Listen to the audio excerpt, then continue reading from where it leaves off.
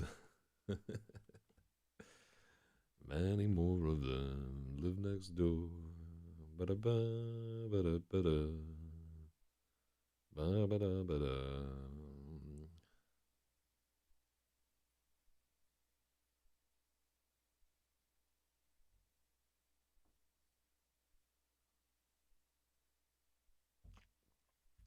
Mhm.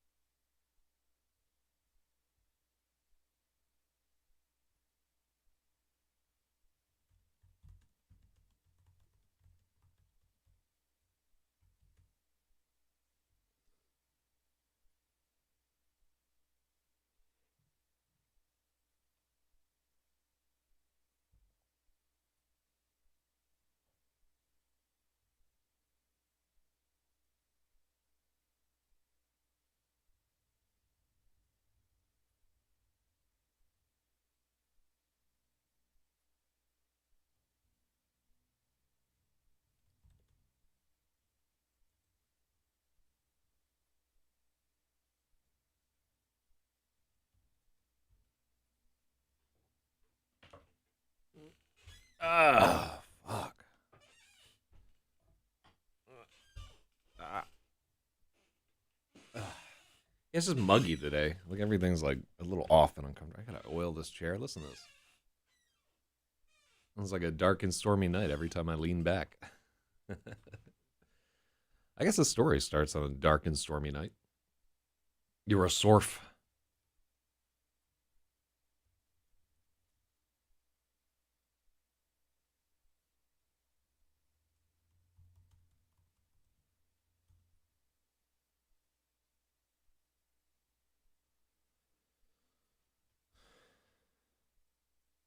Mm-hmm.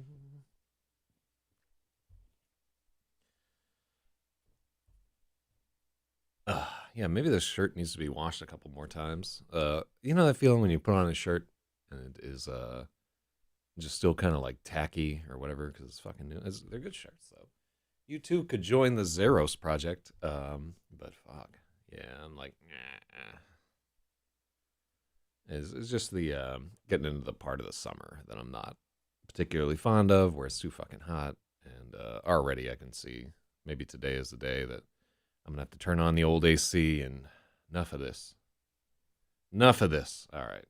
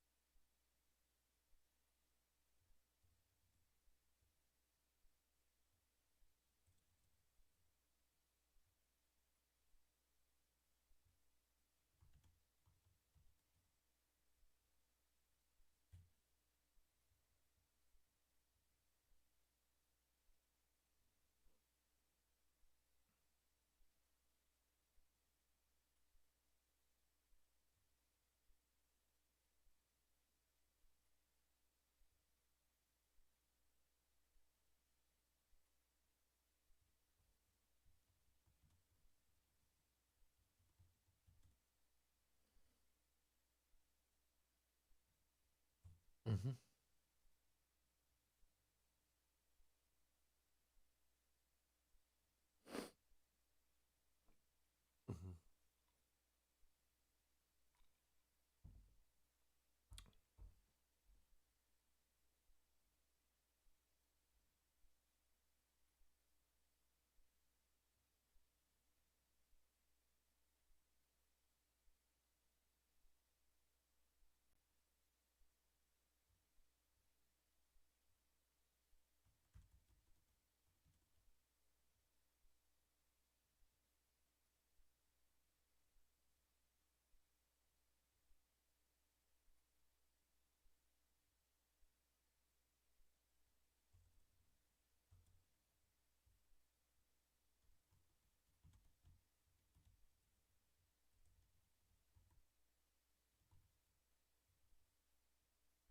Mm-hmm. Mm-hmm.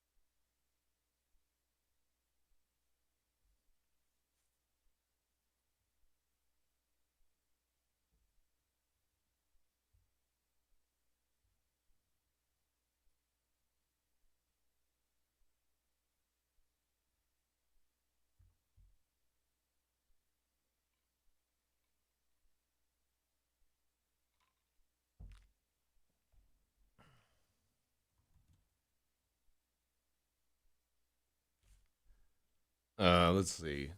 How can I do this? I could make it like shave and a haircut or something.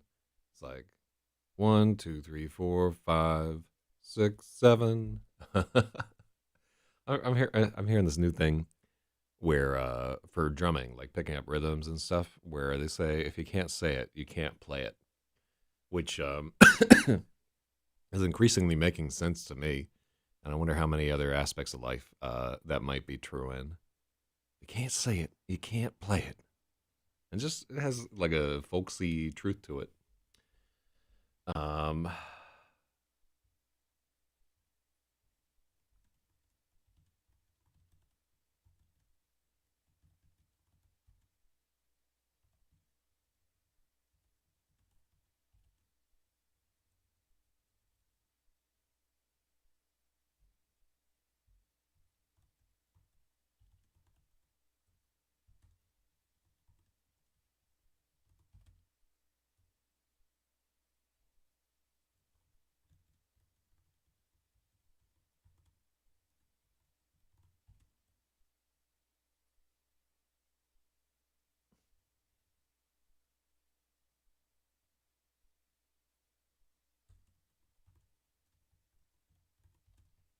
mm-hmm.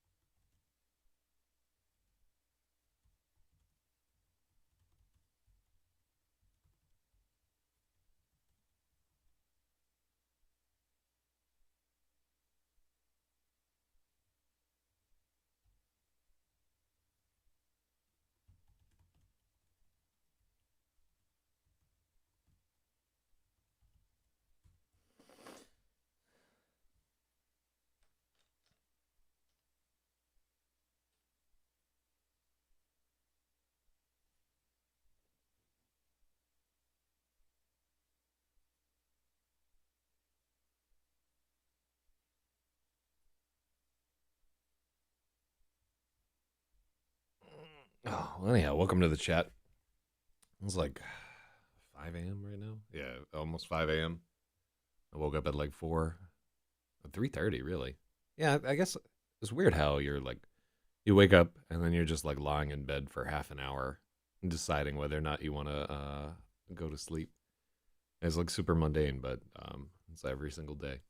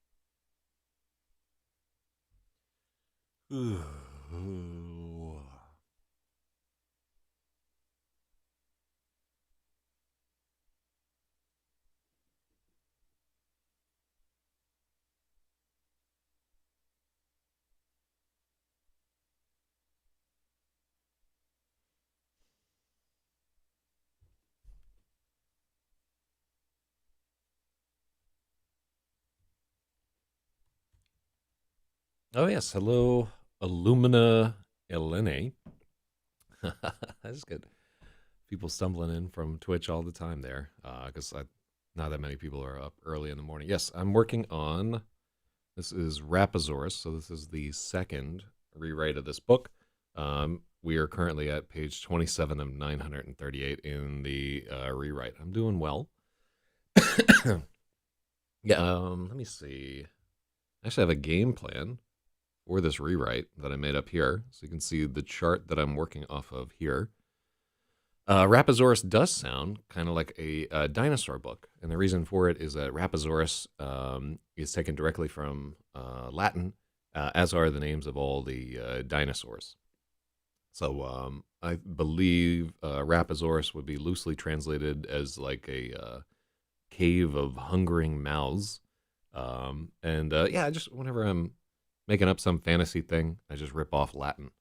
I wish my works were as cool sounding. Well, you can make. I mean, what's stopping you? You can make your work sound like whatever you would like. Actually, I read a book by who was it, Dean Koontz, and oh my god, did you really title your book "Godfall: The Divine Armageddon"? All right, here, hold on. Let me.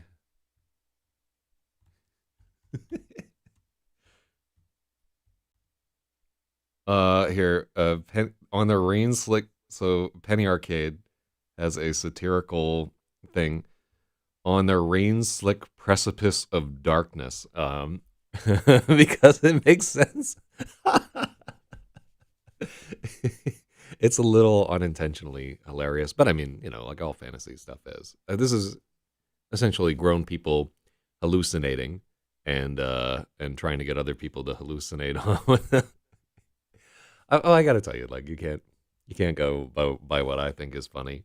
Um, but can we just agree that Godfall: The Divine Armageddon is a mouthful?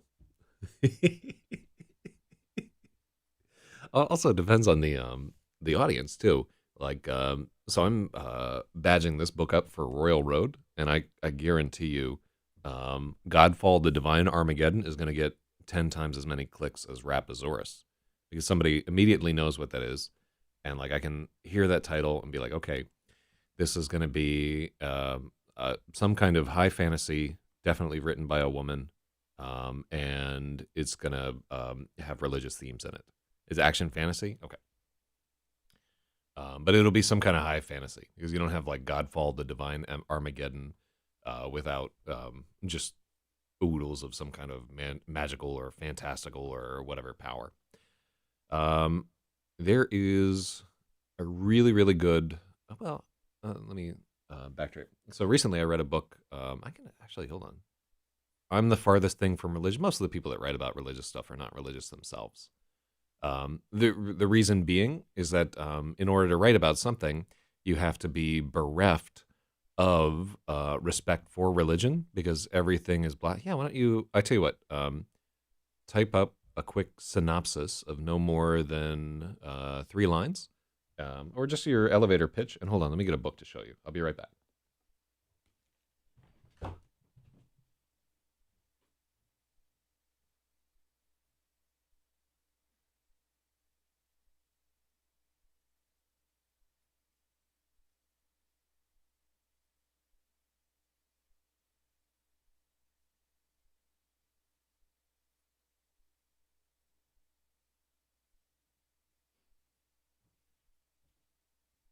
Oh, cool.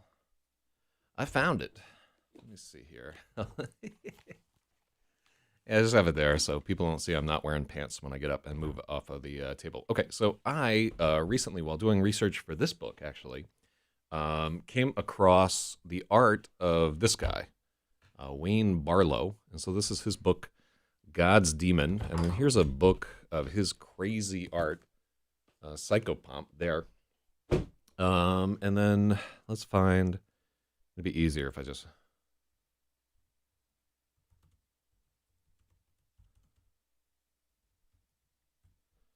Yeah, so here's Wayne Barlow. He also is an artist and an author and so forth. Let's see.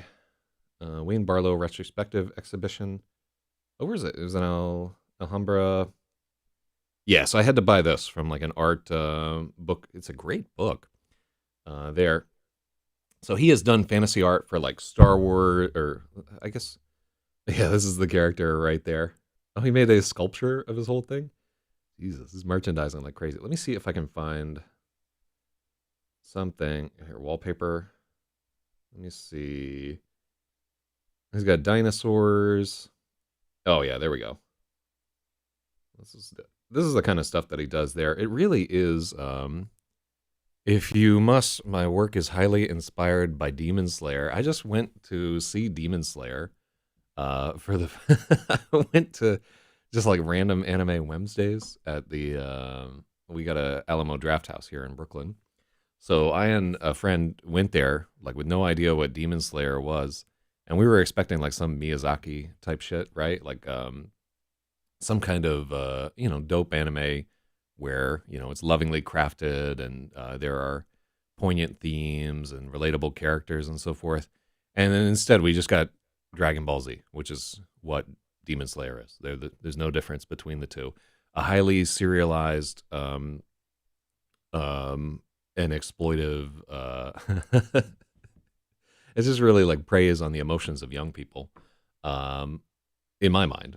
But yeah, we were like stunned by what we see. It's insanely good, especially with how it becomes better and better with each arc. Oh man! Now, are you talking about the comic book or the? Is it both? I assume that it's one of those Japanime things where it's like both a comic book and it's a cartoon series. So I don't know if you're talking about the cartoon or the comic. I assume that it's both. I have not looked deeply into it right there. It's called a manga and an anime. Oh, Jesus. uh, Anyhow, but I think that we can agree in colloquial terms that we're talking about comic books and we're talking about cartoons, right? Whether we call them manga or whatever, they're the same. It's a book with pictures in it and word bubbles for children, or a series of drawings animated for children. Either way, if anything, it sounds like you're closed minded from anything that isn't from your time or fits within your views. I'm just old. That's all. Um, like, keep in mind, I went and saw Demon Slayer for myself before I made a judgment as to whether Demon Slayer was good or not. Yeah, I'll admit to being like kind of a snob about shit, 100%. Um, but I mean, the process of writing is the process of being a snob. It's about picking which aspects you think are cool and which you think will fit into something, and discarding those that you don't think are cool. Old doesn't mean to disrespect other works. The same from being truthful. Well, I will tell you that I took a deep look at Demon Hunter, or Demon Slayer. I can't even keep it straight there. So I spent about 2 hours taking a gander at this, and I will tell you, what was it? Which arc was it? All right, so if you're familiar with this, let me see what happened. One, he was like cutting off the head of some dude and his sister, right? And this shit went on for like 45 minutes, and there was like backstory about how the guy was ugly as a child, and his sister was so beautiful, and like they made a pair, and he's like descending into hell, and she's like, "No, take me with you," and so forth. Um, so the criticism is largely that the work is done by people who don't genuinely believe in it. That it's just thrown together by like a studio. One of those things where many different people are working on the creative direction of something, which is a criticism you can make of General Hospital or like almost any work. Guy Utaro and Deki, those are probably them. Yeah, so this is what we saw recently there.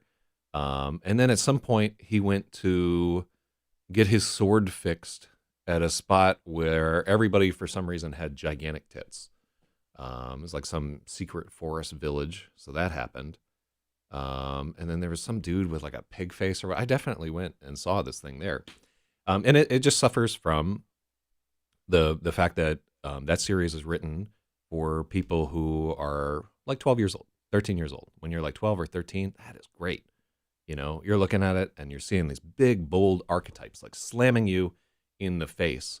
And you relate to it, right? Because it's simple.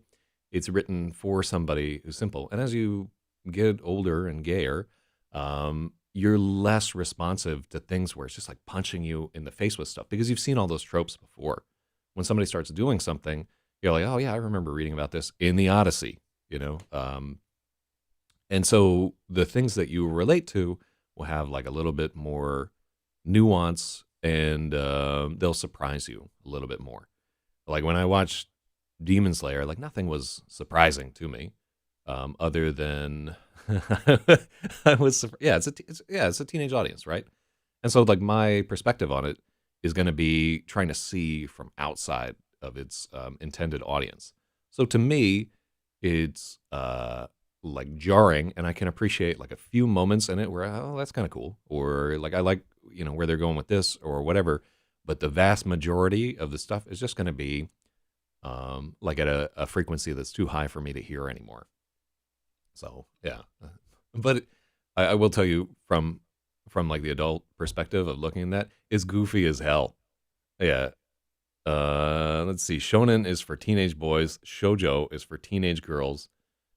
Seinen, well, like, good.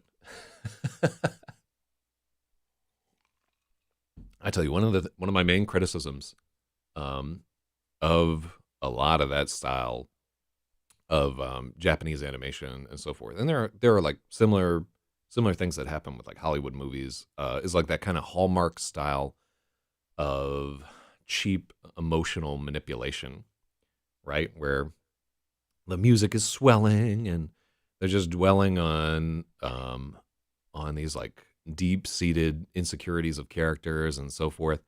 It really just, from the perspective of somebody who is like writing all the time and trying to like work an angle or whatever. It's like a comedian that's always going for like the cheapest possible joke. They're not subtle. Um, but neither am I. Like half the time. So, but yeah, not a huge Demon Slayer fan. So like what you're writing and what I'm like into, we're probably going to be like very different, and that doesn't mean that what you're writing doesn't have value or isn't like amazing to you. It just means that I'm probably not in the target market.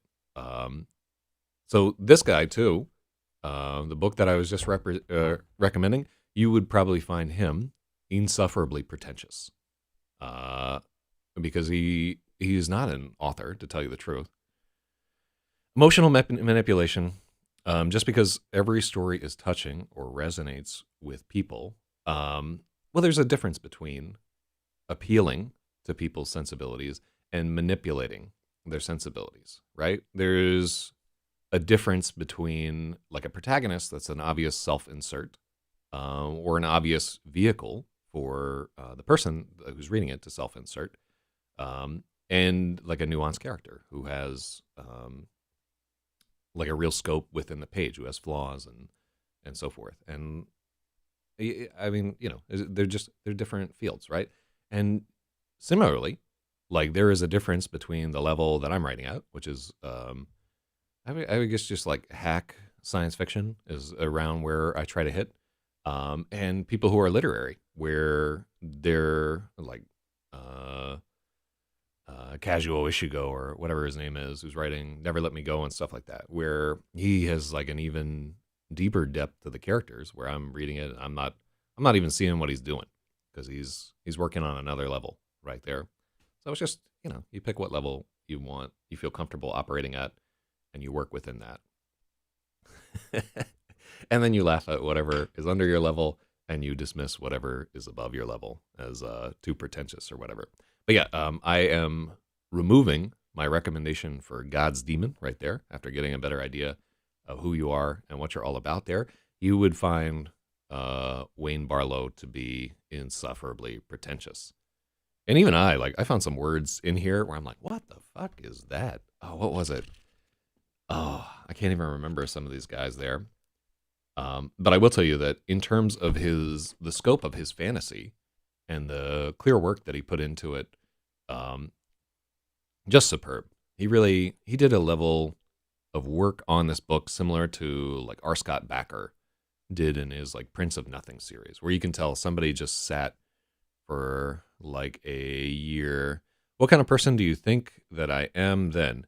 You are a woman under the age of 28, or you had a very sheltered life. And let's see, overweight by at least 30 pounds. Hair is probably some kind of color that it wasn't natural. I'm just guessing here. What else would I draw from that? That's all I can really figure out from the few lines of chat that we have there. That's my mental picture, which could be completely wrong. But I think I would guess woman under 28, overweight. What else can I pull from this? That's all the data that I have. All right. So maybe I'm right, maybe I'm wrong, and short, also short.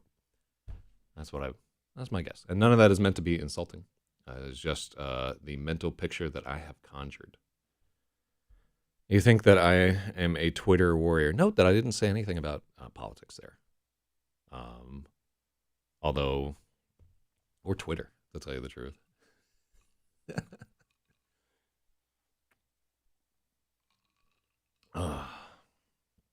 But yeah, that is my blind extrapolation from a few lines of Twitch chat. Oh, let's see there. What was I even working on? Where am I at? I'm here. No, we don't use that POV there. Okay, cool. I don't think I need to rewrite that one. I do need to cash out this one or whatever. But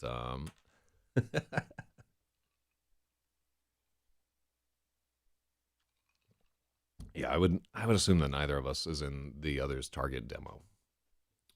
If I had to be 100%. Now I've got my mind all critical and I was supposed to be generative today. It's weird how they're two completely separate spheres.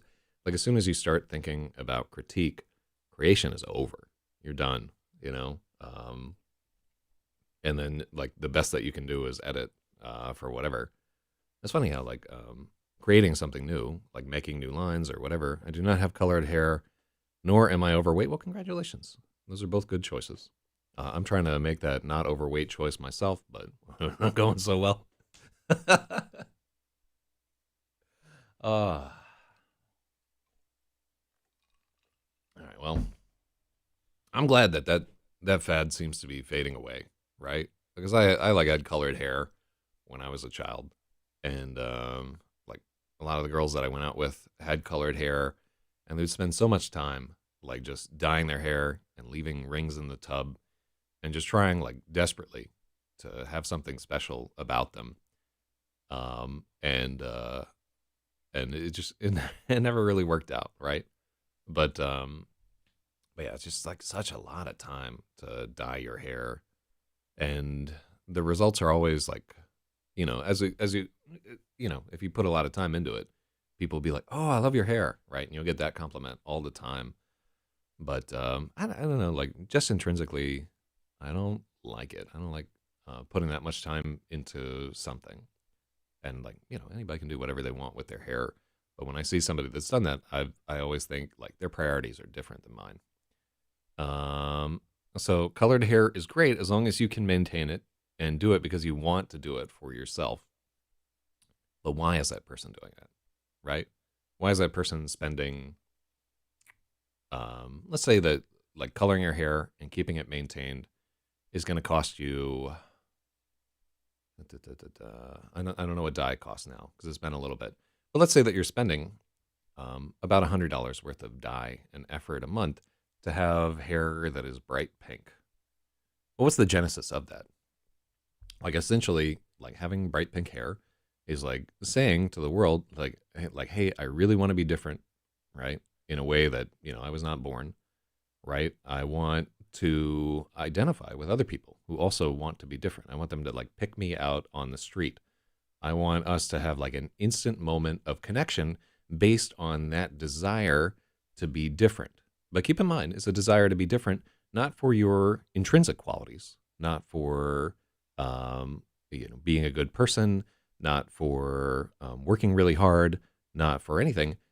I want to be different because of my initial outward appearance. Let me see. Okay. Don't care for being special. All right. Well, we're just running around in circles here. But yeah, I do think about it. I'm also not super jazzed on tattoos.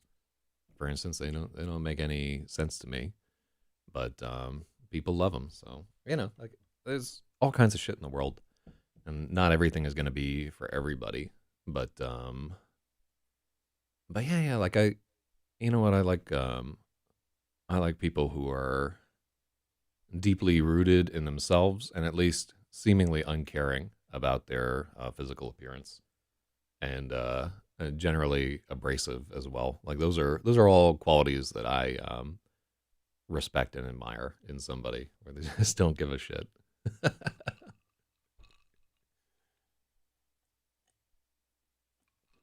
All right.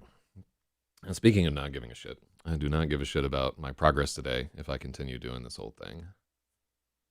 Lord. Yeah. I think it's a bit rude thinking that anything that isn't traditional is someone trying to be special. Well, I'm happy to be rude there. And I will tell you that I'm not alone. Like many people are thinking that, and they're just not saying it. And I'm just able to say it here because I'm on like a stream with one viewer. It's just us here, so I can say what I really think. Um, and a lot of people really think that, and like that's not meant to be a criticism of past people that I have dated where they had all kinds of crazy colored hair or whatever. Because I was into that at one point in my life, and as I got older and dumber, um, what I became more into was people who were like very concrete in their own character and like very interested in their internal development and like a little, everybody has to put on clothes and get their hair cut from time to time. Um, and that's another thing too, where there is a thread of vanity in your comments there, where you assume that like everything is a reflection of you. Um, well, everything has a motive behind it. This is interesting. I can actually do some character work out of that. What if I want to do it just because I want to do it? Everything springs from a motive when people do it. Even though the motive may be capricious, the motive is inherently rooted in a desire that the person has. Like the person with our cotton candy hair has that desire to be seen and to stand out. Like those desires must be there, or they won't make their hair like bright pink, right? Or because I think it's fun. It's definitely fun, right? And it's something that people can have fun with together, so it's totally acceptable. I have some very good memories of craziness that went down during those things. And keep in mind that the judgments that people make are ultimately irrelevant, right? Because they're like whole different schools of people right there. Somebody who has like brightly colored hair isn't trying to hang out with me because I'm just an old used up dude, like hanging out at the back of the concert and getting drunk. That's all I got going for me at the moment there. And they're in the mosh pit dancing with each other, like they're near Shell the Twain meet there. So like similarly, like I don't have to like Demon Slayer, for instance. It doesn't enter into my realm. I will. I had to encounter it accidentally. It's not something that I would seek out. And when those two paths cross, like there sparks fly, right?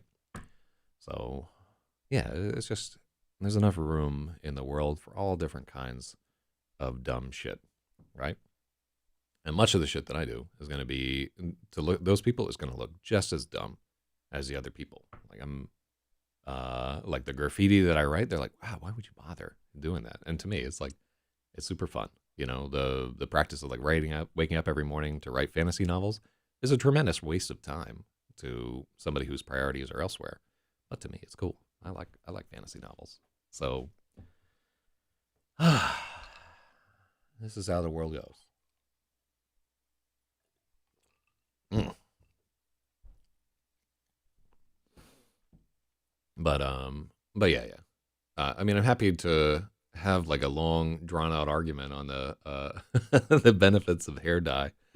But I just think that they're two dramatically divergent viewpoints, and the two people will never be close friends or get along because the world they're into different shit. The same way that I'm never gonna get along with somebody who likes certain types of dance music, and I'm gonna get very along with people who like other types of dance music. It's just there are things that we share or do not share. Ooh.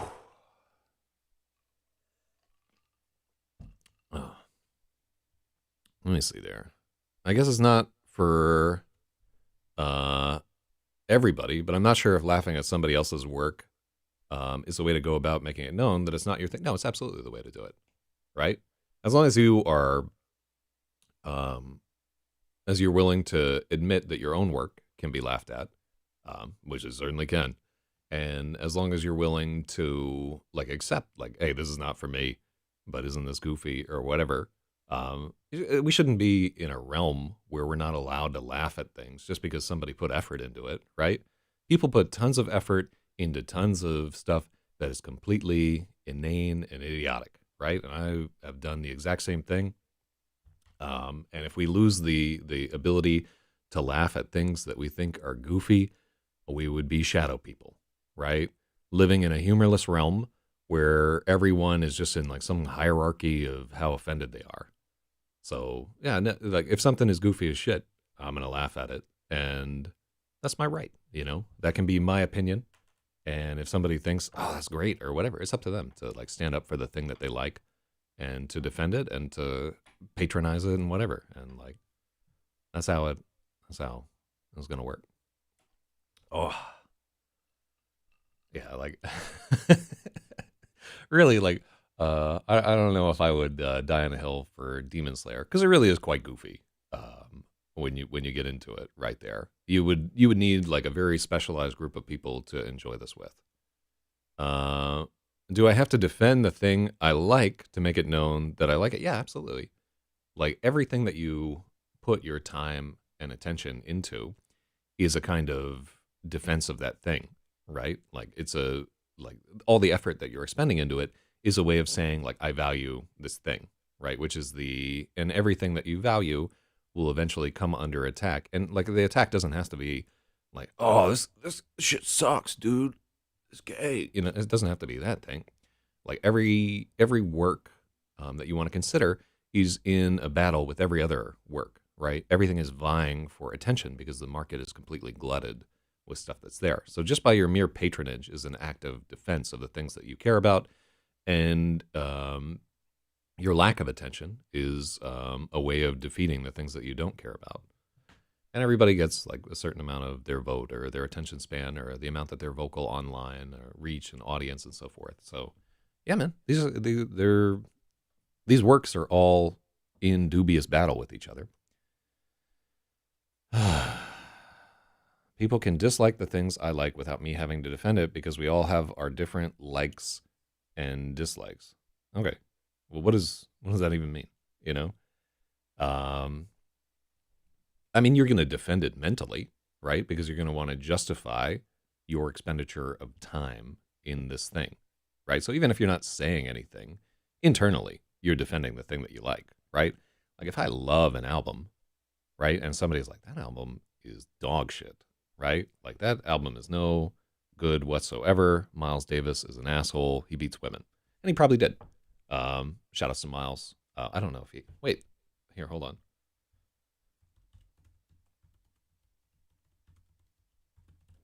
I think he, long rumored to be have been violent, uh, tortured. Yeah, all right. So he does beat women. Theoretically, long rumored to have been. It could be like I'm not going to listen to Miles Davis. He's a woman beater. You know, he's a junkie. He fucked up his life, right? Let me see. Then I don't want to shove down my likes to you, which you do not like it. I'll tell you why I like it, but I'm not going to make you like it. Never, you never heard of Miles Davis? See, this is like the disparity. Well, Miles Davis is worth looking up. You know, his contributions to music are relatively significant, and I would start with God, I'd probably start with like Bitches Brew, and let me see. Not really a music person. LOL. Well, I mean, now's a good time to find out who Miles Davis is. Where I'm just trying to figure out where to like start with it. Like, Miles, Coltrane. Um, I like Jill Scott Heron a lot. Another serious crackhead, and that's a fucking heartbreaker. What happened to Jill Scott Heron? But yeah, these are amazingly talented people. That is worth getting into. And I will tell you also, like if you're just getting into that kind of jazz, it will take some time. Like you will probably have to listen to those albums like two or three times for things to start to click, because there's a large subset of information that you need to have to really process that jazz and like understand the context that it's in and so forth. Like I didn't like it as much when I was like much younger, and I started to really like it as I got older and listen to more works where I could just be like, oh, this is where what they're doing and this is what they're not doing. Like critical there. No, no, no, no, no, no, no, no, no. Got a lot of I statements there. Um, but yeah, man, check out fucking Miles Davis. He's amazing right there. Um, the Miles is a hard place to start at. What's like the on ramp to Miles Davis where you could get into it? I'm trying to. I don't know how to get somebody into that kind of jazz if they didn't like it already. It's not the genre that I'm most familiar with there, so I like jazz, but I'm not deep into it the way that I am into different genres of music. But I could be a lyricist if you're not a music person, by the way. Sure, interlinked. Whew. I don't get that. Let me see. Yeah, it's weird. I wouldn't. I can't. I couldn't see like writing a song if you weren't into music. Uh, I just listen to anything that I find catchy. Your music choice is either mainstream or niche. Probably your literary choices are a little bit. They might be the same. But yeah, this is intensely distracting to me. All right, let me pay attention to what I'm trying to do here instead of uh like crossing lances with you there. This is my friend, and I offer to help her with composing and writing her songs, etc. Huh.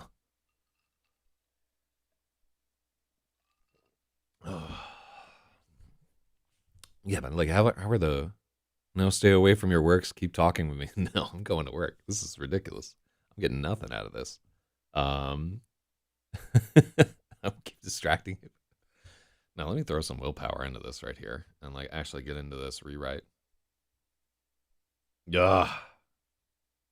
All right, here we got to go there, and then I have to work on some kind of editing until my mind clicks back over. Oh, I do want to get that Hawker's hoop thing in there. All right, let me see here. All right.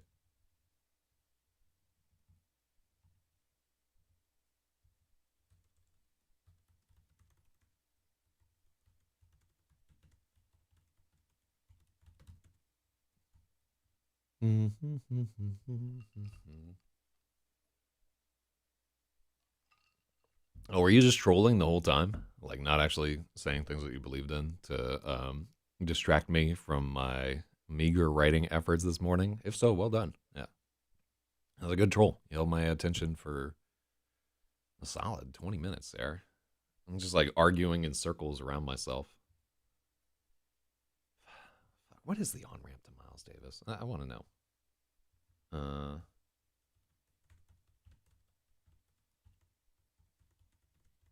right, let me see. Beginner's Guide to Miles Davis. His catalog can be daunting. He's undoubtedly the genre's most iconic figure. Who's I like the interactions between. Not to toot my own horn. I'm somewhat of an academically smart person, and I instantly pick up anything I want to learn. So that's why I offered and easily offended and thin-skinned. Um, yeah. Ooh.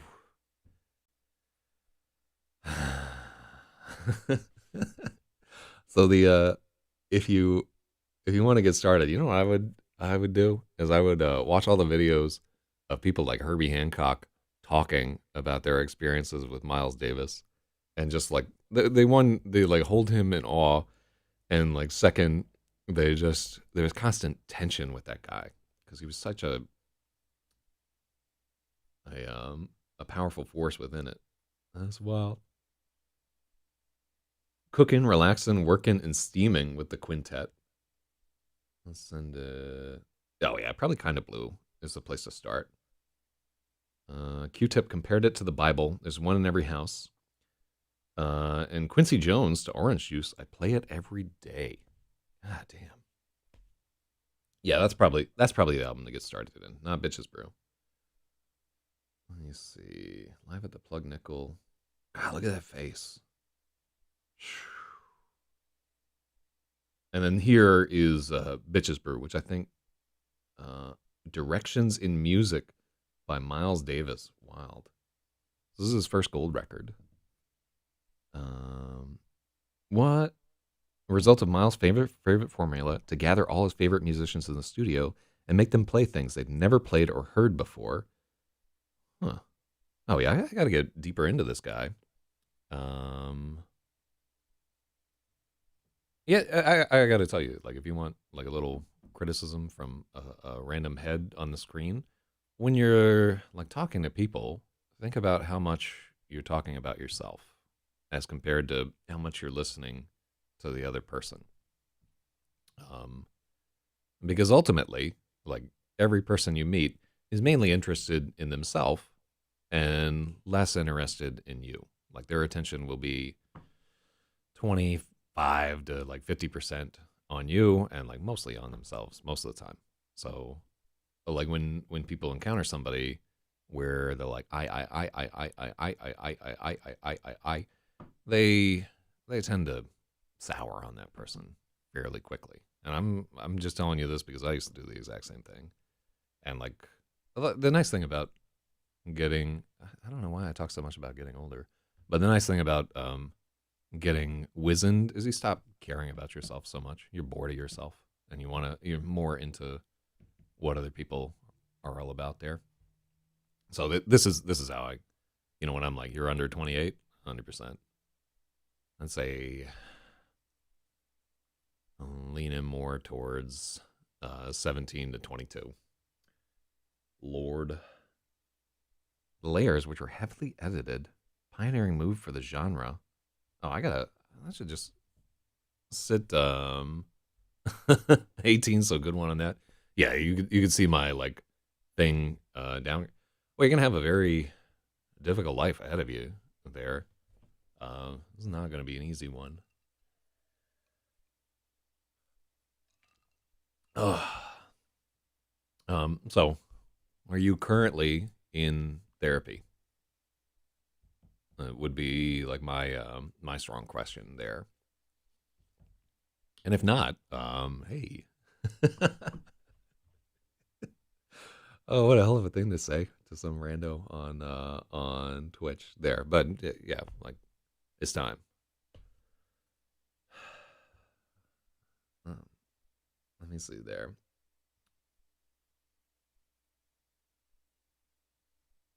I did not even know that this was going on here. I didn't even know the backstory of this album.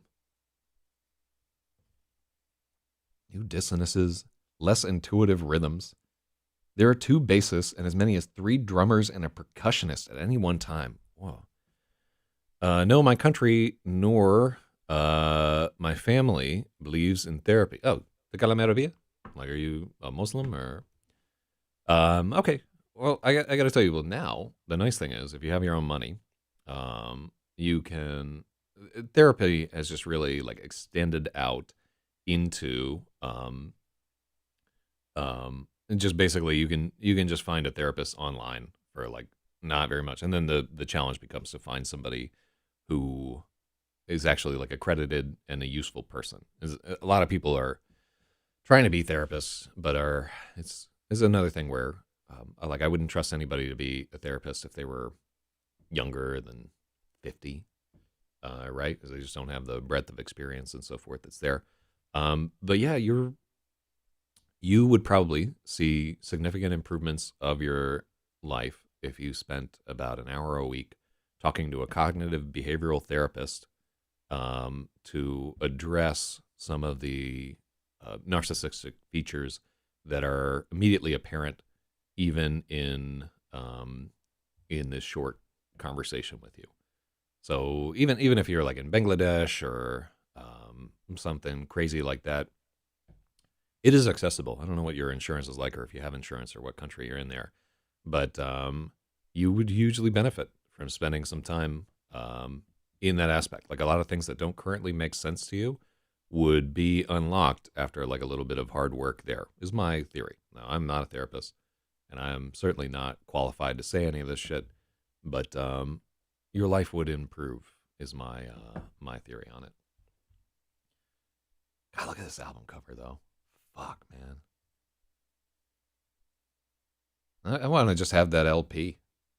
All right, I'm gonna spend all day listening to Miles. The other part of it too, yeah, I am. The other part of it too is like having like a everybody trying to explain everything in a super religious framework is going to make it like much harder to get out of stuff. A lot of shit.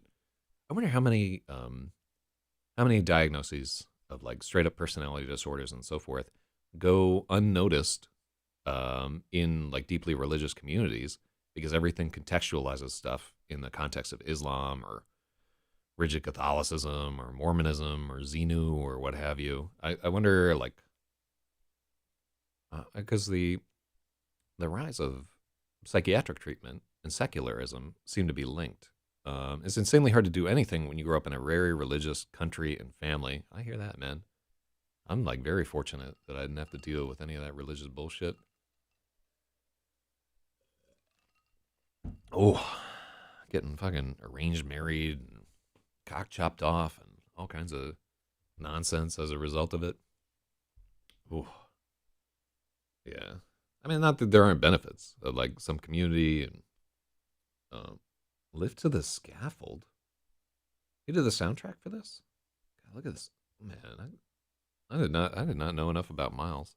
What religion? All of them do it. Like the Jews and the Christ cucks and the fucking Mohammedans. They all do it. Yeah, they're all like taking pieces off that ought to be there. To tell you the truth, and they get even crazier in Africa. Yeah, like if you're chopping parts of your kid off, you might have the wrong idea. Is what I'm trying to say there. I mean, it's basically the entire thing, you know, the entire thing that has like nerve sensation. Oh, those poor fucking kids. Yeah, man. Like that. If we really want to get into it, um, there, I'm not a huge fan of any sort of chopping stuff off type surgery for people who are not old enough to know the difference, right? And I don't think people are old enough to know the difference until they're like 25. I don't think I made a good decision before I was 25. Um, Maybe women mature faster, but like I don't, I don't know a lot of young women who make good decisions before they're 25 without a lot of people behind them telling them to do the right thing. You know, we just take so long to mature. Anyhow,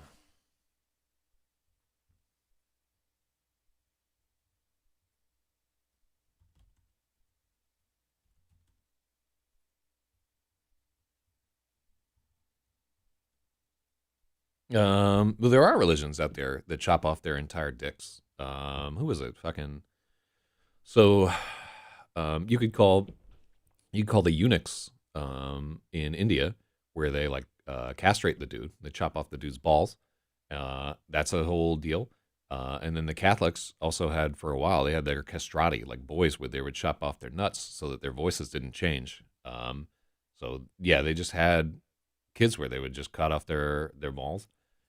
There's some interesting science on why certain people get gelded or castrated or whatever and whatever. And I can't remember if it was like it's not Branch Davidians, but definitely some of the Heaven's Gate people just chopped off their entire dicks. So this is what happens of following in wacky cults where they're just like, I think it'd be really, if you want to get to heaven, we're really gonna have to chop off that whole ding dong. And you could see, if we want to get like very deep into what's happening right here, there is definitely a, a set of beliefs, which you could almost call religious, that would cause people to remove their genitals right now. Which I generally don't think that that's a good idea. Like if somebody came to me and was like, "Hey, I really want to do this," I'd be like, "Hey, stop! What are you doing?" Yeah, I'm not. I'm happy with the way that I am, but I mean, there are also people who are deeply unhappy with the way that they are, and I don't know. I know some people who have had the surgery and it's not an improvement in their lives. Like I keep seeing like studies and so forth where like it's like the outcomes are better and they're less depressed and so forth. But I don't know anybody that got it done that like had their shit chopped off where like in confidence they were like, yeah, I fucked up. Imagine what a fuck up that is. Like the like coming around and being like, yeah, life was easier when I had a dick. Fuck.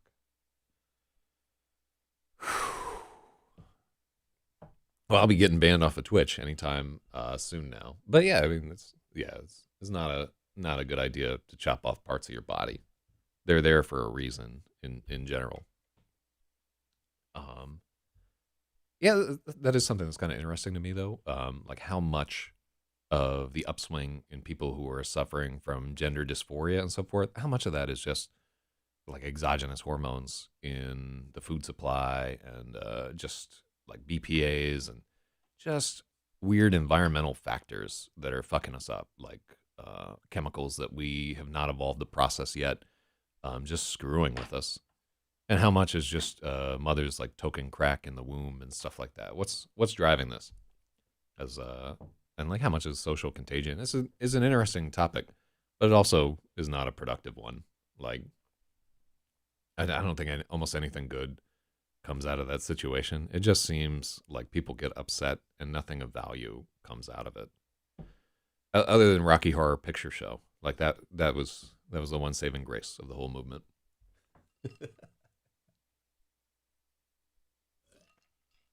God.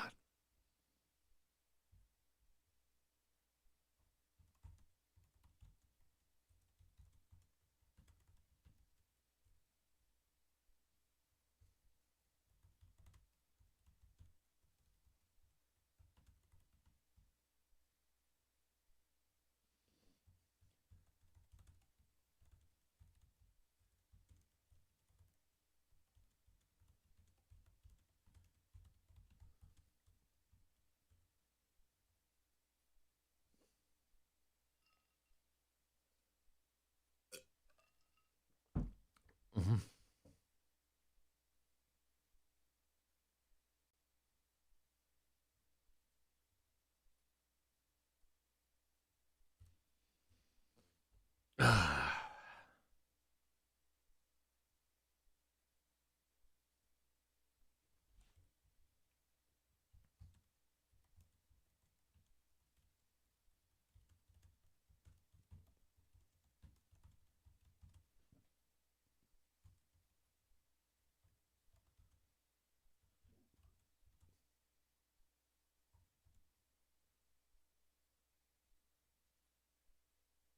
Mhm. Interesting genitalia talk. Well, I mean, thank God we found like something where we can see eye to eye or relate on it right there.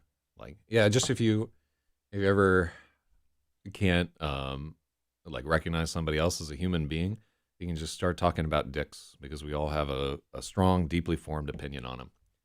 The same thing happens in comedy, by the way. Like if you were doing stand up comedy and you're not relating to the crowd at all, you just start making pussy jokes and like everybody can get in on it because everybody came out of one, you know? We just have to get to that like ape level and then everybody can relate and then you can build your way up from there and be like, okay, this is a person, you know? Like everybody on God's earth has lolled at dicks at some point in their life.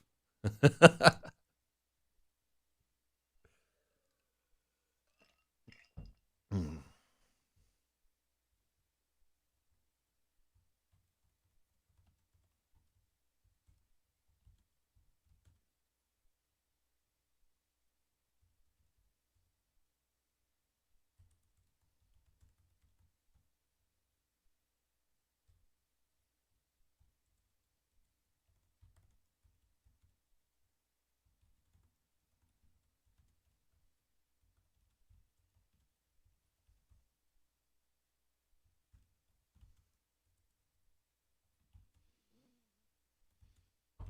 How do you like your dicks cut off or staying? I They don't do a lot for me. Like other, if they're not attached to me, they're just competition. You know what I mean? So I don't have a strong genre preference. Like however they are, like the main question is somebody else more interested in them than me? And if they are, well, they've just made a terrible choice, right? And I wish them the best of luck. But yeah, sadly, I just dudes don't do a lot for me. I missed out on half the population. Let me see there. We got oh no. It's trying to escape. Fuck. All right. Let me see. Oh yeah. Oh yeah. Yeah. Let me see. I'm gonna try and guess which country you're in, where you're a weeb, and your family is like strongly religious, and you don't know Arabic. Let me see. LNA. Well, that's probably not your actual name. No, no, no, no, no, no. And the English is decent. All right, I'm gonna guess Pakistani. Although you would know like a little bit more Arabic there. No, so that can't work. And you didn't say anything when I said Bangladeshi.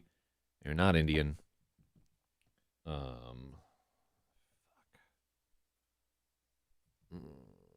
don't think Catholic either.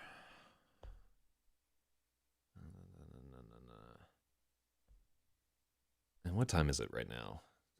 It's like mid-afternoon. Yeah, no, no. I'm figuring it out there. Not Indian, not Pakistani. I guess. And not any Arabic, which makes it tough. Um, I'm gonna guess some kind of like Malaysian, somewhere in like Indonesia or Malaysia or something. That's this is good as I can do right there. And if I'm wrong, like I might be like a continent away, but I'm just gonna guess somewhere around there.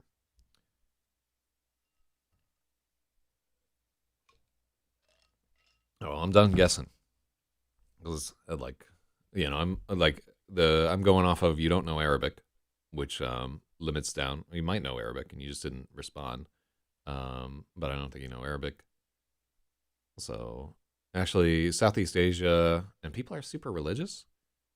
So yeah, I'm actually hoping to go to that area there. There's like a kind of percussion that they have over there called gamelan that I'm very interested in. Southeast Asia, who would be super religious in like Hong Kong or something? I'm just trying to. Let me see. I'm running out of countries that it could be. Not Nepali. Uh, we are. You're Filipino. Oh Lord, that's why.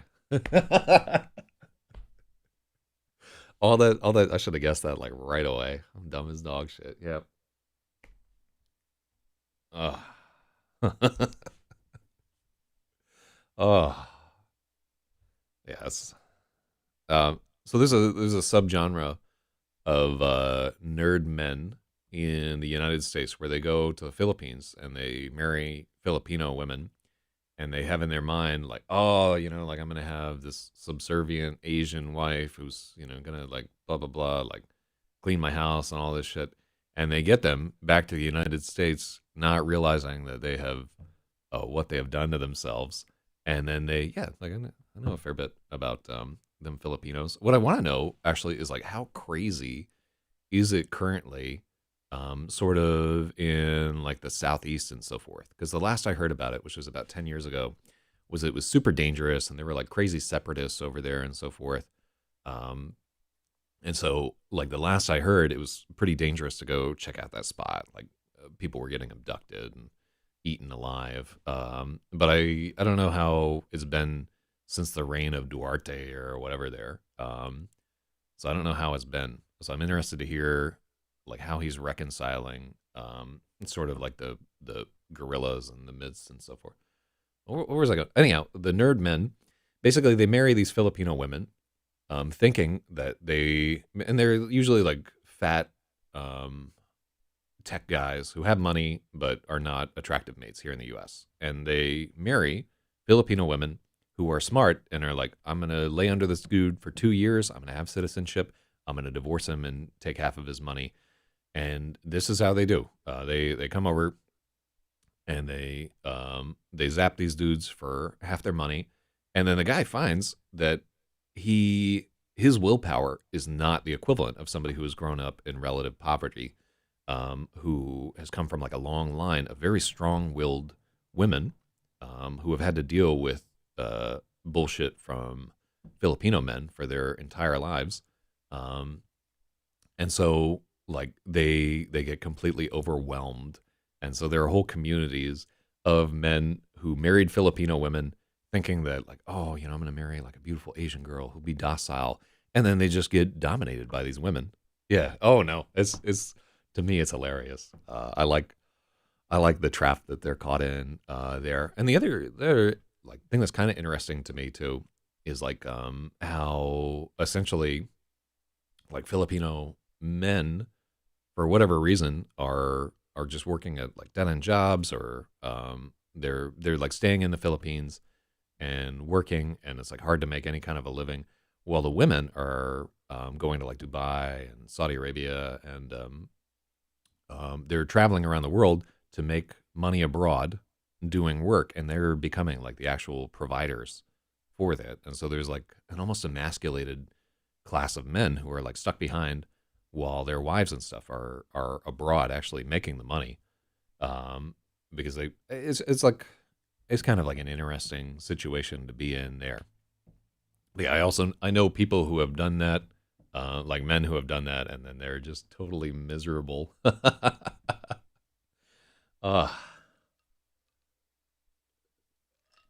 but yeah, man, yeah, it's like a big component of like you have to if people actually don't know why that happens. The women going abroad, a similar thing is going to happen here in the United States.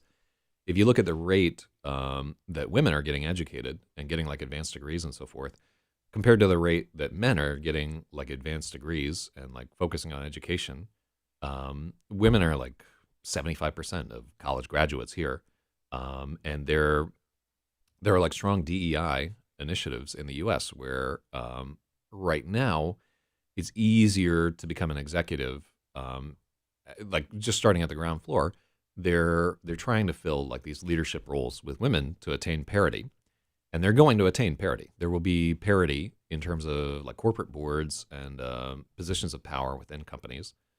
Um, like why the women go abroad, but men choose to stay and work dead end jobs, as you say.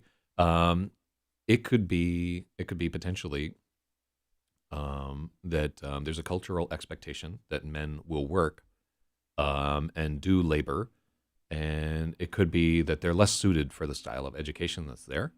Like for men, like the idea of like being in a classroom and being told what to do and so forth, it doesn't like really jibe with how a lot of us are wired.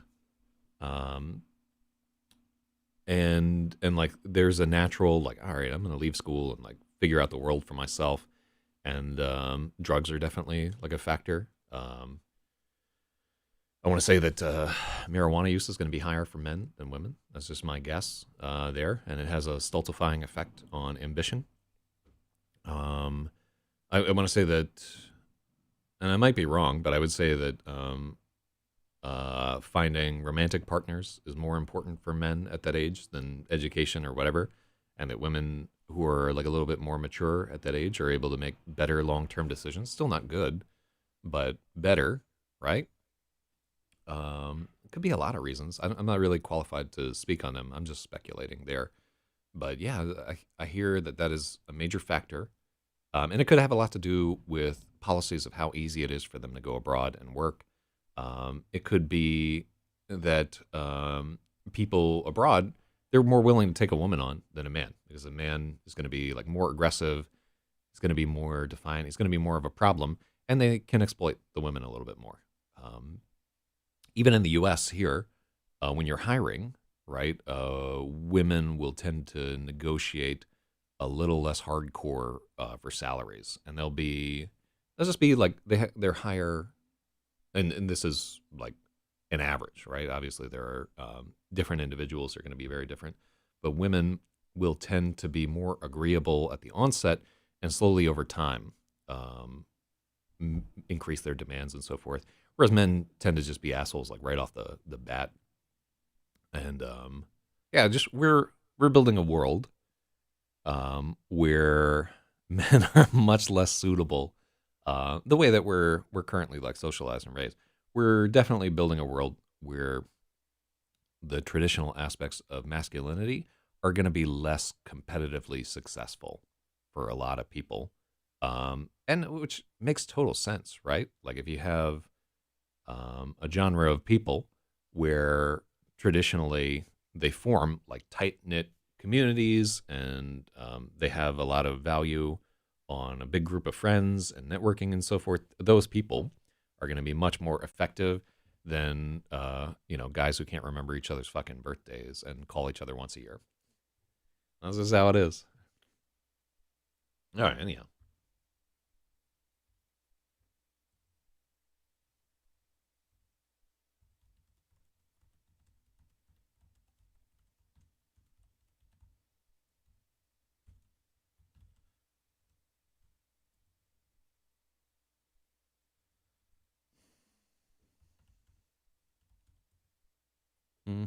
Oh, there's Hack the Box is a scam.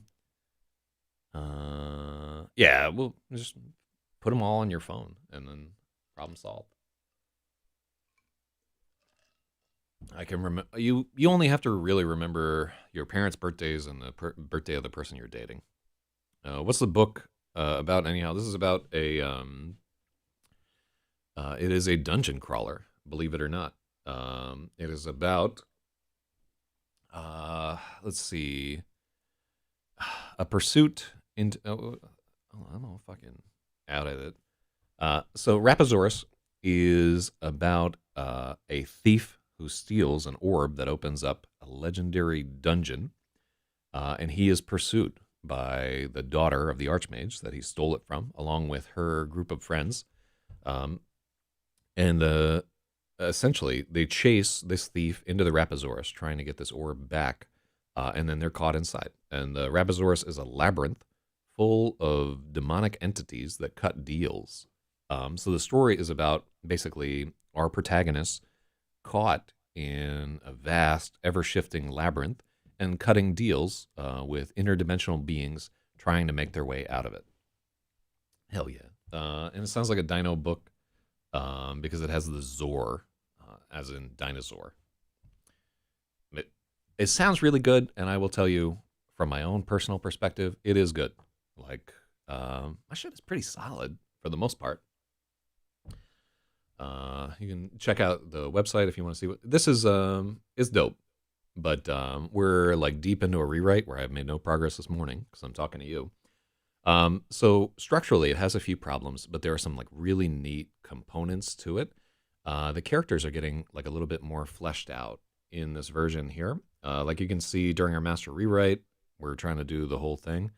Well, good. You should be sorry. I'm a fucking brilliant man being waylaid to talk about anime.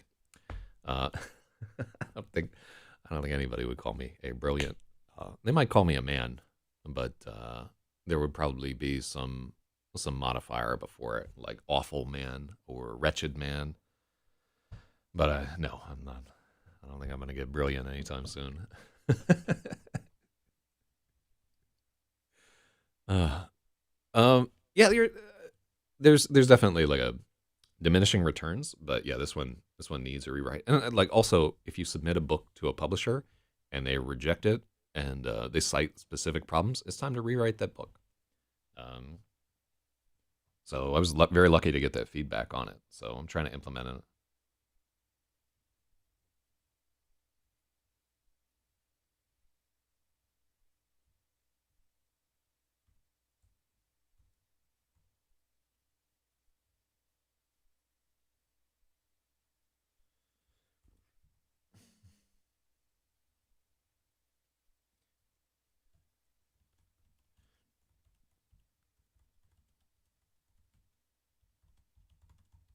I was always told that it's weird that I take more than one rewrite.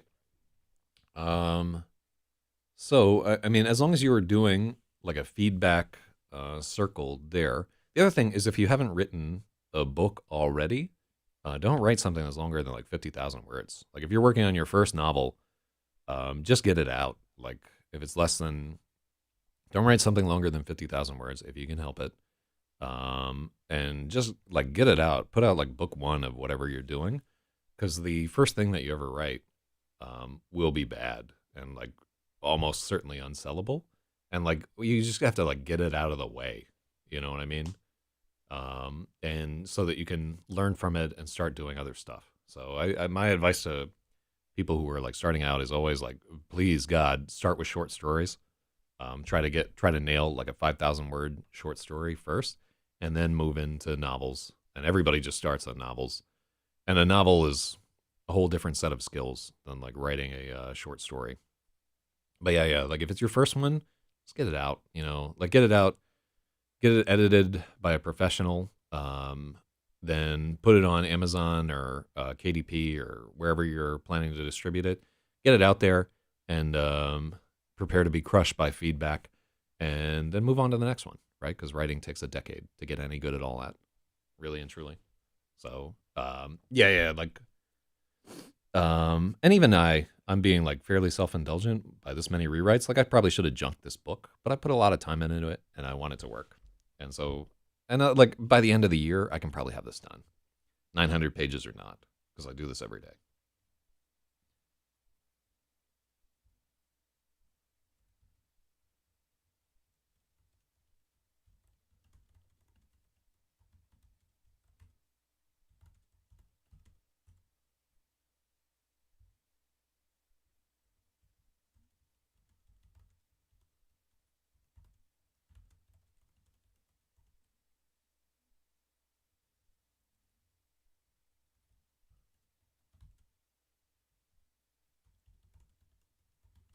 Yeah, this work is currently 216,000 words. It's not even. I guess it's close to my longest now. But yeah, it's like a big epic thing. Most I've ever read were books that were like 500 to 800 pages. When a book gets over about 600 pages, it's usually time to split it up into a trilogy, just in terms of marketability, especially in the fantasy genre. So you've read plenty of books that were 1,200 pages, 1,500 pages. They were just split up into trilogies. That's all. And the reason why we do that is because binding a book larger than 600 or 700 pages is a pain in the ass. They just become so thick and unmanageable. So people they have to break their stories up into trilogies. I might have to do that with this one, but that's just there are just some limits to how many things you can bind. Now you can bind a book of 1,200 pages if you feel like it. For instance, Stephen King did it with the unabridged The Stand, which is definitely worth a read if you like Stephen King. But they just have to spend more. This is all like traditional publishing shit that's not going to matter to you because your stuff is going to come out on KDP or whatever analog you're using in the Philippines. I don't think KDP is in the Philippines yet. So no. So series are generally written to be serialized in the first part. So what you have with a series is like an author where they just like repeating themselves. Similar, like some people can listen to a song 100 times. Some people can listen to it like 3 or 4 times. So if you have an author that likes writing in a certain way and they have like that kind of compulsion to keep doing the same thing, which everybody has a little of, they just stick with those same characters and just keep writing in the vein, and they milk it for as long as they can. So I would say that in terms of things becoming like a 3-book series or whatever, because that's what was successful in the market for a long time, people tend to like plot out their novels to take about that much time, and they try to sell it that way.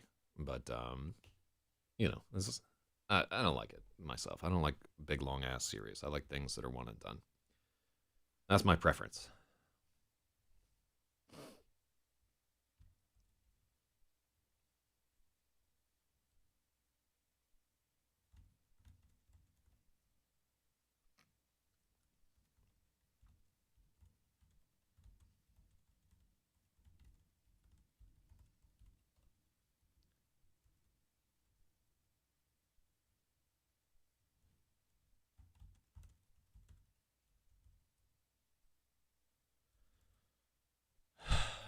Um, so let me see. A trilogy is just like a sweet spot for for the way that narratives work. Like we just have like a deeply established literary canon as to how like a trilogy works, like the Star Wars methodology. Um, Let me see. I always generally like book series where they're like 7 or 8 long. There's like a financial component that keeps the person doing that thing.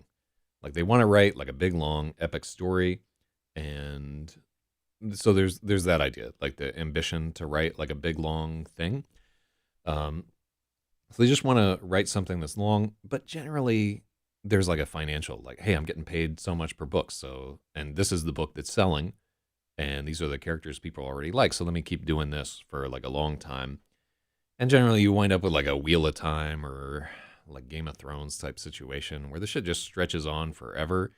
And it's like George R. R. Martin could have finished his entire story in like 3 books, but he got ahead of himself and now he's in this fucking mess, right?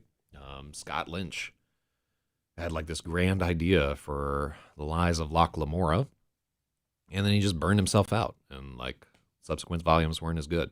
Like there, all these things can be true. Like somebody definitely, it's easy to let a manuscript sprawl into like 200,000 words, which I've done on many manuscripts. And then you have to in some way make it marketable. And generally, the way to do that is to split it up into a trilogy, like pad it out into 1,200 pages, split it up into 3, and sell all 3 volumes. And then there's also like somebody who's a professional where they're writing to like feed their kids and so forth. They know that a trilogy or a multi-book series is going to sell a little bit better because readers are going to be familiar. They're going to want to read more of it there. So they just plot things out along those ways. Um, let's see.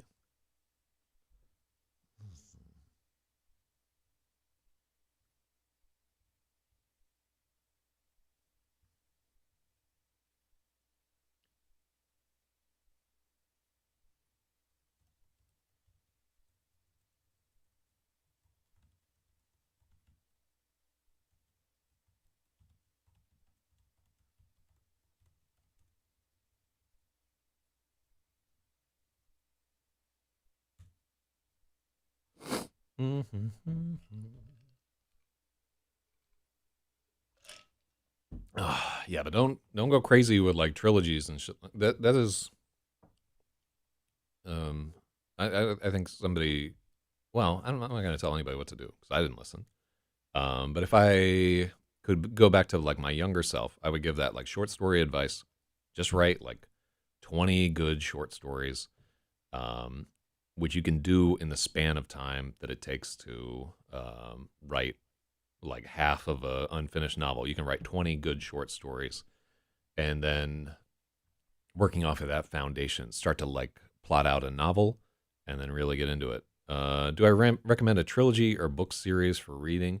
I almost never recommend trilogies to my friends because they're not they're not the way that I like to have content delivered to me. Like more important to me is like a singular strong idea that can be encompassed within like the most I'll give somebody is about 600 pages. Um, I wouldn't read my own. I wouldn't read my own shit because it's too long. Um, but yeah. Generally, like if I'm gonna recommend a book to somebody, is because the book has something really cool about it, and generally they're relatively brief. If a book is really long, I'm kind of loath to recommend it to somebody because most of the people I know now they don't have time to read a big long ass book. Um, they want something like short and sweet. I'm trying to remember what the last thing I recommended to somebody was that they liked. It's been a bit. I was real hep to the Gollum and the Ginny for a little bit there. I recommended that to a bunch of people because I thought it was a very charming story, which completely fell apart in the conclusion, by the way. But in general, like the premise was really good and so forth. But then she released a sequel to it, and I met her, by the way. She was very nice, Helene Wecker. Super super modest and nice person, like kind of astonished at their own success. So I have not read the sequel to that book, but the original was kind of cool. Her premise was, her book was like a blending of, I guess maybe Syrian and Jewish mythology, based on her relationship with her husband, who was Syrian and she's Jewish. Recommend a book that's not long but solid story, plot, and characters. I guess the recommendations that I'm making now are mainly like something in the book reminded me of the person and it appealed to them. And generally, like the writing has to be pretty spot on. It's been a long time since I've like recommended something in earnest to somebody. Somebody just recommended Portnoy's Complaint to me, so I'm going to read that because I was talking about that yesterday. What was the last thing that I gave somebody else? I recommended Grapes of Wrath to somebody, and they loved it. That was like a really solid one. And it was another one where I like recommended it to the person, and they were like, "Man, this book is so slow. I'm not enjoying it." And I'm like, you know what, just give it more than. Generally, I tell somebody if you're reading a book, give it 50 pages. With Grapes of Wrath, you have to give it like 150 because Steinbeck writes slow. He writes lyrical. He is not afraid to take his time because people were different readers back then. And then she got more and more into the book and like didn't tap out after like that 100 pages where he's establishing the story. And then once she could relate to the characters and understand Steinbeck's tempo, she loved the book. Like now it's her favorite book. So yeah, that's like I've always loved Steinbeck. I think he's one of the greatest American writers. Maybe the greatest. I'd struggle to think of somebody who I think is more sort of quintessentially American and like represents like some of the best and the worst in us than Steinbeck. Huh. Yeah, I'd have to mull her over there. Like anyhow.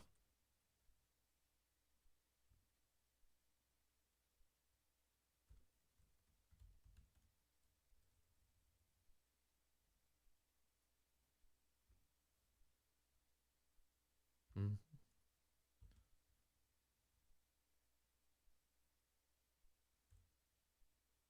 What do I think of Agatha Christie? I sadly have not read a lot of her. Oh, wait, I read one thing with her. I think I'm not. I think the title includes a gamer word, so I'm not allowed to say it. But yeah, I read that book probably because of the title, and I remember it being very well executed and like being very tight and well written. But I'm not like a mystery person per se, so I haven't read a ton of her stuff.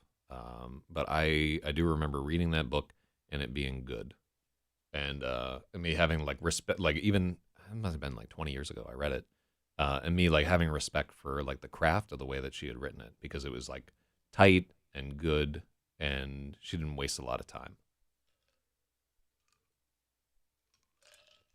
Which I say as I'm wasting a tremendous amount of time.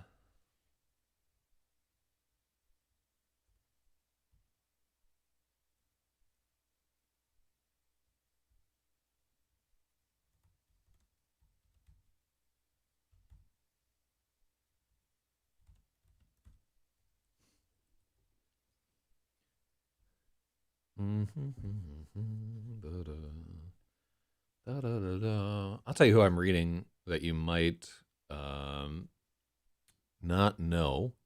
That is this super. I just got into this. Let me see. Not Alice Lynn, not Ketty. What's her name? I might have to go find this book. Uh,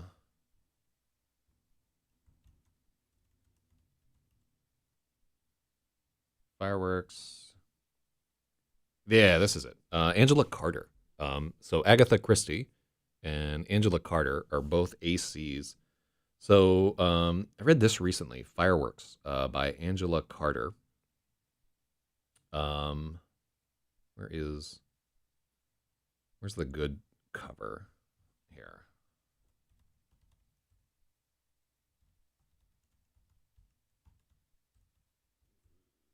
Let me find the cover that's good. No, not that one. Ooh, it's hard to find the good cover. I have a good edition of it. Uh, let's see. Yeah, this is the good cover right here. God, look at this guy. Blow it up. No, this is as big as it gets. Whack. Um, but so Angela Carter is like almost the antithesis of Agatha Christie, and I'm just thinking of them. They're not anywhere near the same genres. They're just their names start with the same letter. But everything that I was saying about Agatha Christie, where her writing is like tight and focused and like has a good plot and so forth, Angela Carter throws all that shit out the window with these short stories. And what she does instead is her writing is ephemeral and immediate, and she is making bold choices with language, um, and just taking huge chances where like her stories could easily fall flat, but for me they were landing. It was something that I was very interested in, and her stories are like deeply personal and effusive and just very, very, very interesting to me. Because as I was reading it, I was just like, how did she get away with publishing this? Holy shit! Um, and so she is in sort of a set of sort of like breakout writers. Women who were just like really like vaunting onto the literary scene at the time. Yeah, um, she like when I think about her, I think about writers like Margaret Atwood and Marge Piercy, and like sort of in that vein of and they're very different people and their works are very different or whatever. But I really enjoyed this one. That I picked it up just kind of like out of lark because I had heard of her name before at a yard sale, and I really enjoy the language in it. I enjoy like how the prose is like decadent, really. And she talks a lot about her experiences in Japan. There, I think she went and lived in Japan on her own for a little bit and like wrote back about it, and she's like very um uh all right, nothing I was going to say there is productive, but yeah, I really enjoyed this one, and I found it super interesting, and it was very different from a lot of the other stuff that I read. So I would read that again, and I just enjoy this cover, just in terms of how how absurd it is, uh, and like how very much like I used to work at a used bookstore, and I shelved so much '70s era stuff like this where they were just trying to be provocative with their covers because this is what people would buy at the time. Um, but don't let it fool you into thinking that this is some tawdry porno, because she really has the chops to like back up what she's doing there, even if there is tawdry porno inside of it.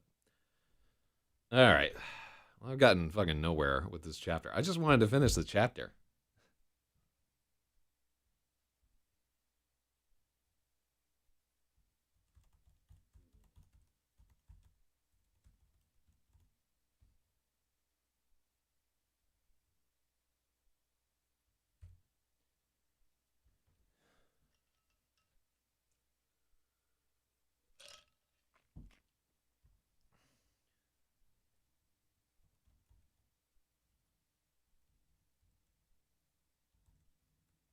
Hmm. One of the boldest and most original writers of the 20th century. She's very, I would agree with both the originality of what I read, um, and like the boldness of the language. They really are, and it's not going to be for everybody. Like when you're taking big chances, some of your punches aren't going to land. Like when you're like kind of swinging for the fences.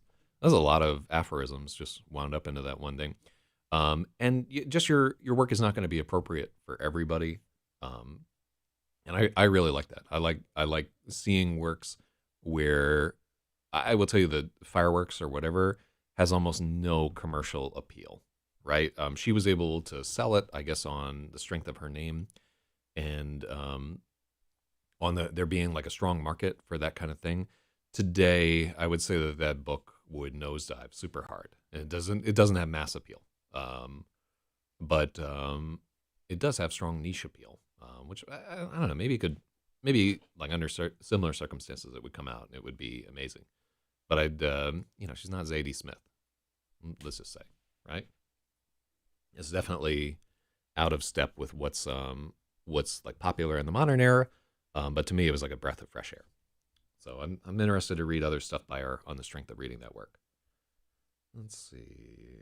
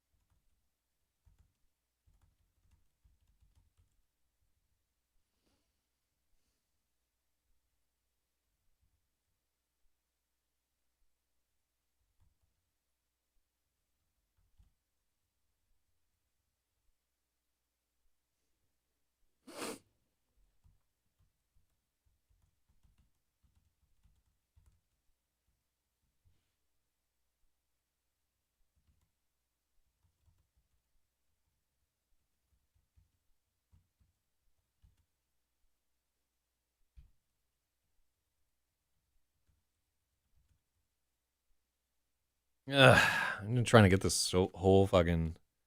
I should have never started talking to people on this. Like I should have just.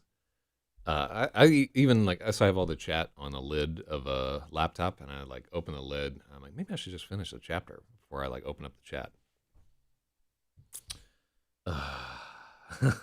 The saga of this channel is just me like spouting off shit that will get me in trouble and getting distracted from like doing my actual work. Lord.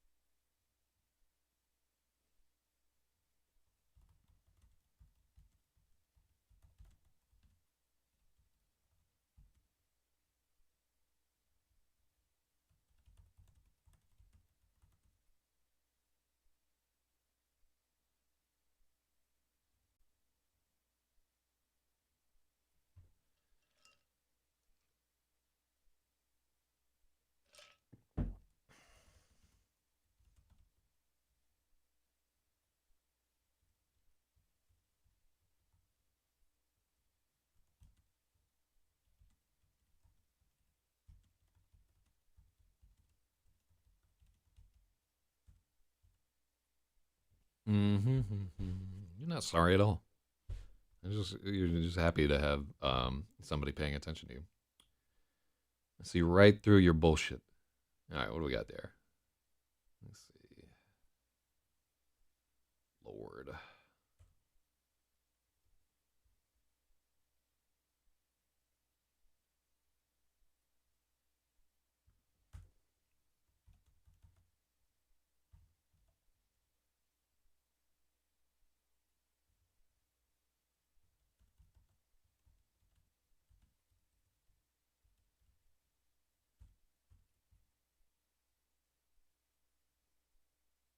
I don't like where this is going. Let's see.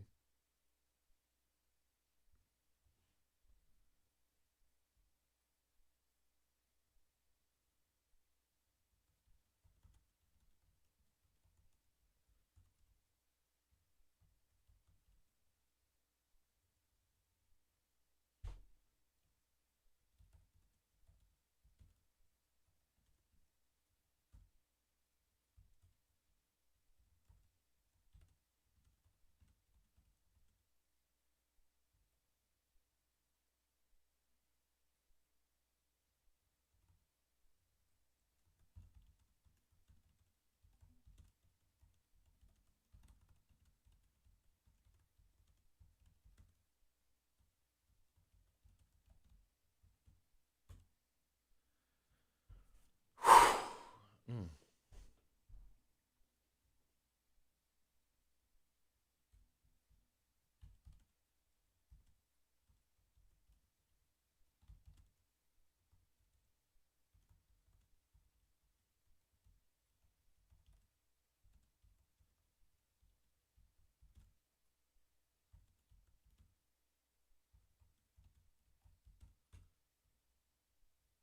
Mm-hmm.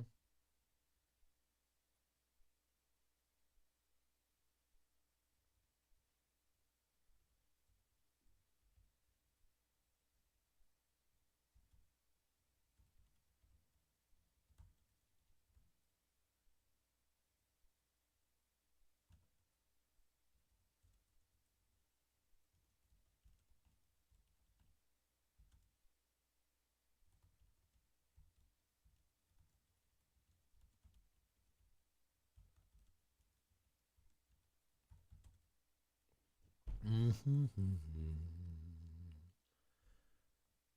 Maybe 10 or 15 strong. All right, yeah.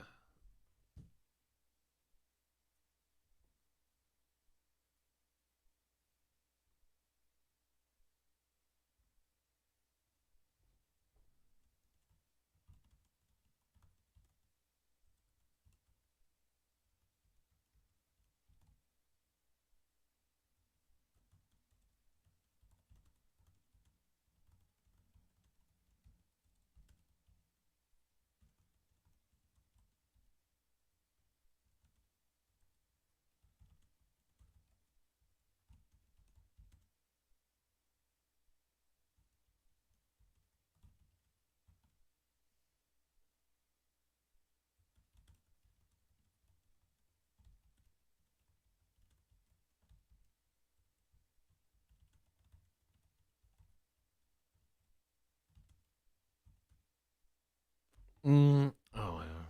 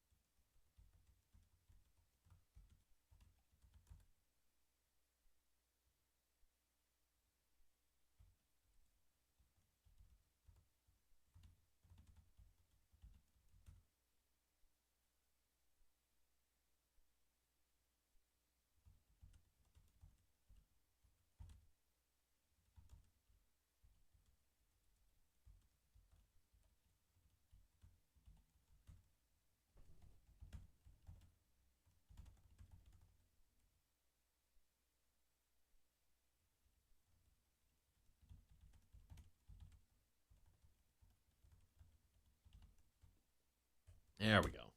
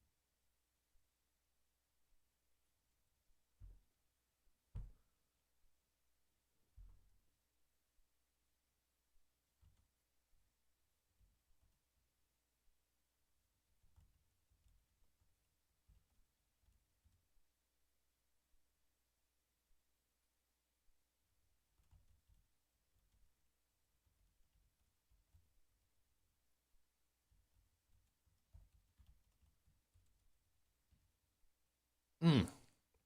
Yeah, I don't like the fucking.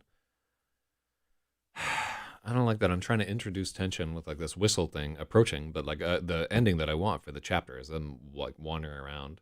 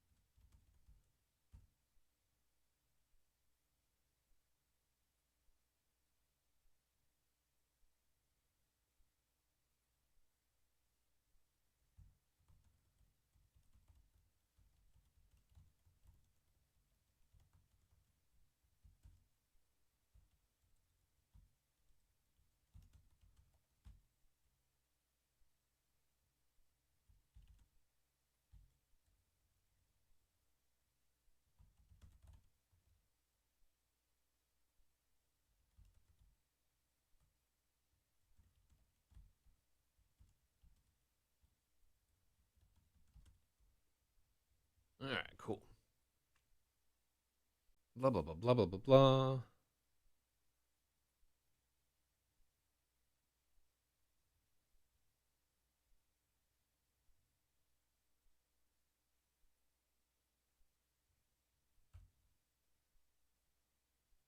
Ugh. Yeah, the original ending of this was like much stronger. So distracted today. Um, it's my own fault though.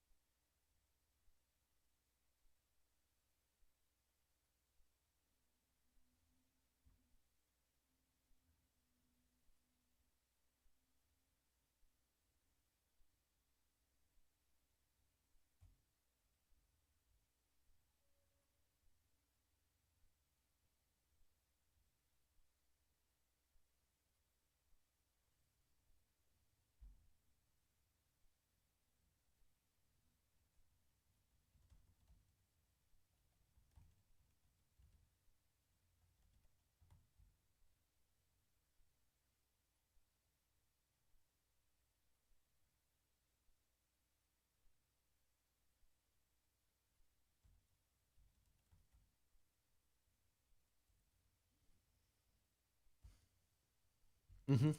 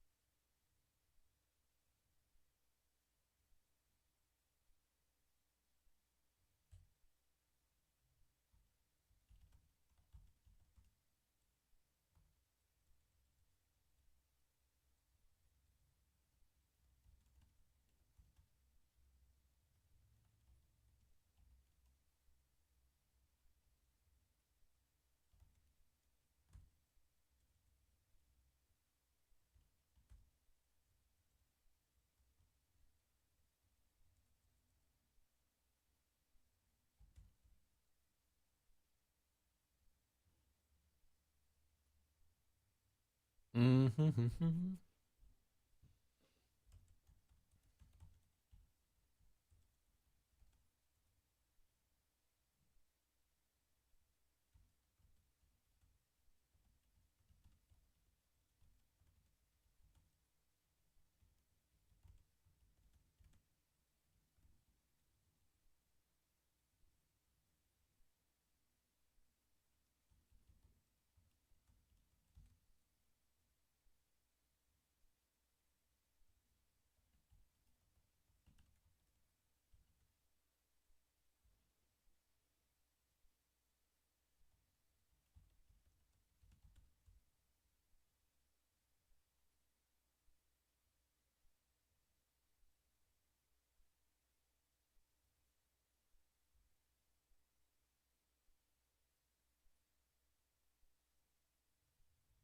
Okay, cool. Finally. I can't believe I spent 2 hours to do like two paragraphs. I'm a fucking dunce. But so it goes. I'm not a smart person. I wonder if I really do have to find some kind of mechanism where I can't get distracted. The problem is I like the two drives are not linked. Like I like talking to people who are into books, and I like having people who are into books there when I'm editing. But I do not like not getting anything fucking done all day. And then, yeah, all right.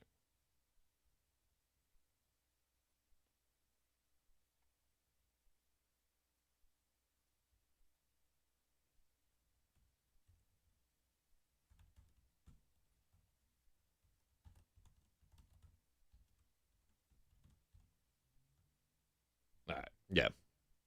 So yeah, it's just kind of like lazy writing this morning here. Like we're like setting on the bones of what I need, but it is not strong writing by any means. I'll tell you that the writing that I did yesterday when I was like out of the studio and just like had to scroll something down before work began was like much stronger. Let's uh let's press on a little bit. So I saw something. I read through this chapter last night. Did I read through it? No, I scanned the chapter last night and decided that we didn't need to edit it. Ba, ba, ba, ba, ba, ba, ba.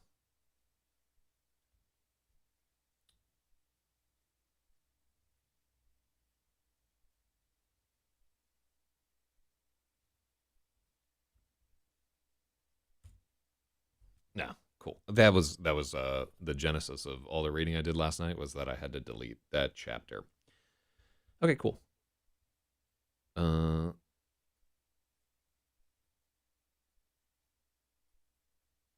ooh, let's have the rain begin again.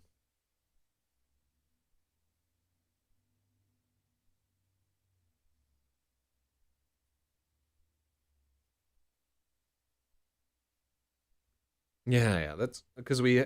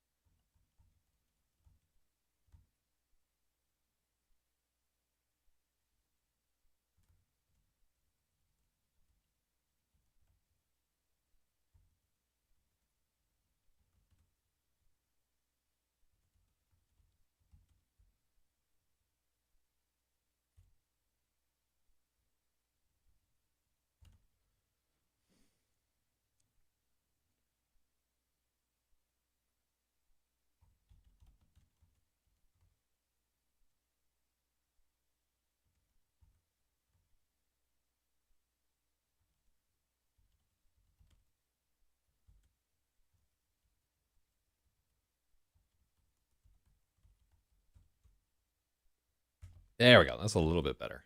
All right, cool.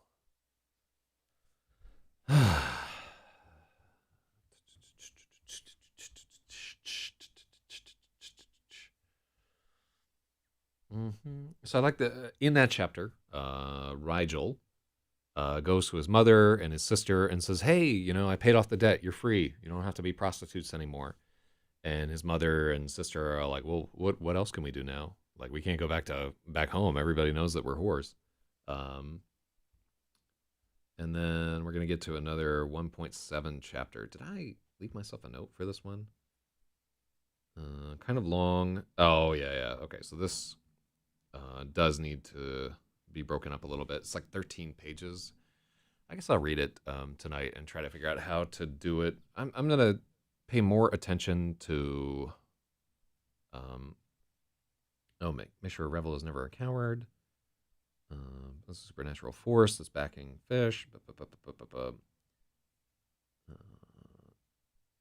Okay, cool. And so the next chapter is the one where I really need to get into it for real. All right, I'll stop here. Um, what a fruitless endeavor this morning. Arguing about anime and stuff. All right, well, thank you to whoever tuned in, and I'm ashamed of myself.